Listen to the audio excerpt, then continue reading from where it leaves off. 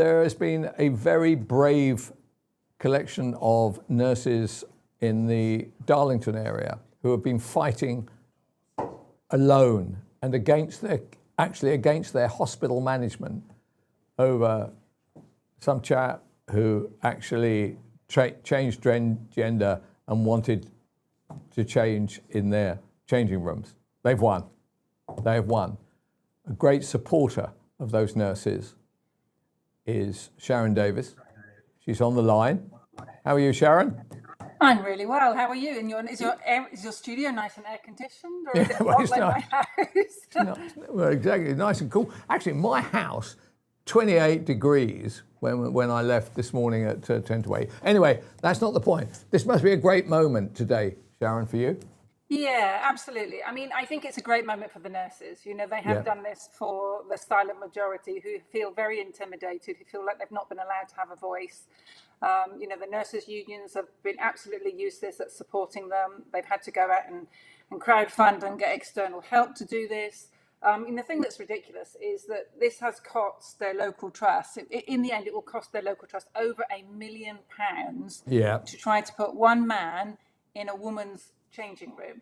You know, why did they fight, Sharron? Can I ask you, why did they fight it? What in God's name made them think that their view was correct, that these women should be insulted and feel threatened every day in their own changing rooms by clearly a man, right? What on earth was driving them? What made them do this?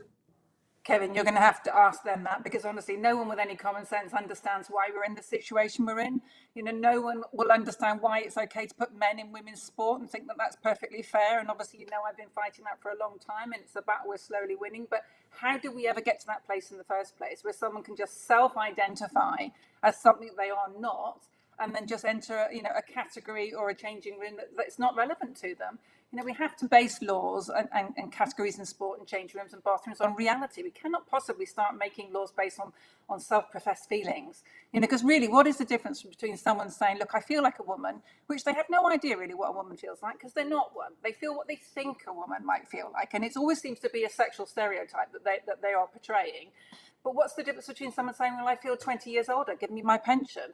I feel, 20 years younger, give me this job, because it's only for 25-year-olds. I mean, it's ridiculous. We have to deal in reality. It doesn't mean to say that we can't respect everybody and that everybody doesn't have rights to be individual and unique and present themselves however they want to. It just means that we have to, apply laws across the board in the sensible way, and also in relation to the Equality Act. And you mentioned why we are where we are. Particularly because of Stonewall, I'm afraid. Stonewall misrepresented the law for a very, very long time. And we've got a lot of activists in the unions and the National Health Service in particular. We've got DEI officers that have a very strong agenda that are scaring an awful lot of people on boards to not speaking out. This is definitely what's happened in sport. I know it. I've spoken to people. I've seen it with my own eyes. And we've had this silent majority who have been scared into saying and doing nothing. And at long last, people are beginning to, I think, wake up and understand that it is quite a serious problem and that they need to, just to speak up. Well, I totally buy that. So if you're an ordinary nurse, right, you don't have a lot of money, you don't spend your life hanging around lawyers, you don't spend your life hanging around politicians, you live an ordinary life. Suddenly you find yourself caught up in a maelstrom, a national maelstrom, and you find out that you are actually being persecuted for having a straightforward view. I think actually Pooch just said to me, we've got a clip of those ladies, talking about 7 very, very brave ladies. Yeah, let's listen. Okay, let's see those, Pooch. It just makes me feel on edge. You're coming into work, you're scanning the changing room before you start to undress.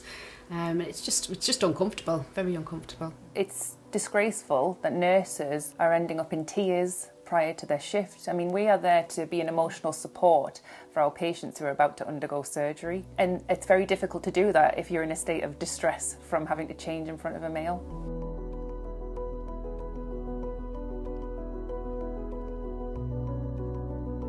Well, we should come out there. Yeah, absolutely. I mean, the trusts were found guilty of harassment and indirect sex discrimination, and breaking all sorts of discrimination laws, the Equality Act, the Human Rights Act. I mean, the list goes on and on. But the thing that's most frustrating is that they're using taxpayers' money to do this. Yeah, and the National Health Service doesn't have enough money to do what it needs to do, which is to look after people that are sick. Over £1 million. £600,000 on their own legal bills, £187,000 in discrimination costs now, and then they're going to have to cover the legal costs of the nurses' bills as well. So you are talking about well over £1 million that have been wasted on this nonsense. Yeah, but it's the personal courage and drive for it, because these people, these are the nurses going to carry on working for that hospital group? Yes, I believe they have. They've set up their own union as well. So, Darlington Nurses Union, if anyone feels like their union is letting them down, and I really genuinely believe that the unions at the moment have been taken over by activists. They're no longer speaking half the time for the people that pay their subs. They're certainly not speaking for women in most cases. Go elsewhere. Stop paying these people who aren't standing up for your rights. That is a fantastic thing. So they're going to walk back into that hospital, and there is the management who have been trying actually to humiliate them, to actually drive them out, actually, essentially, of their job. And they have triumphed. What a great moment that is. I hate the state. I hate the DEI aspect as it's been turned around against ordinary people. If you were a different kind of ordinary person, I sometimes wonder whether, if they had come from more of a minority background, whether everybody might have been a little bit more, I feel really difficult. I don't know. towards We them. live in very strange times, don't we? My biggest complaint with the DEI situation, and I've got mixed race kids, right? But my point is that we give young people the opportunities. That's what must be equal across the whole of society. Young people must have the opportunity to be the very best they can be. But then they must go and get jobs based on merit, not a box ticking exercise. But by bringing in all this DEI and box ticking, what we're doing is we're taking away the responsibility from the people that should be responsible. Somebody's head should be rolling over this. Somebody was making the decision to keep on spending more and more money and not getting correct legal advice. And that's what I have a massive problem with nowadays, that particularly in the civil service, no one gets sacked for being rubbish at their job. No, that's great. Dame Sharron, I know you've got to rush. Thank you very much indeed for your You're time. welcome. And Good to see you, Kevin. congratulations Take care. on being on the right side of this argument.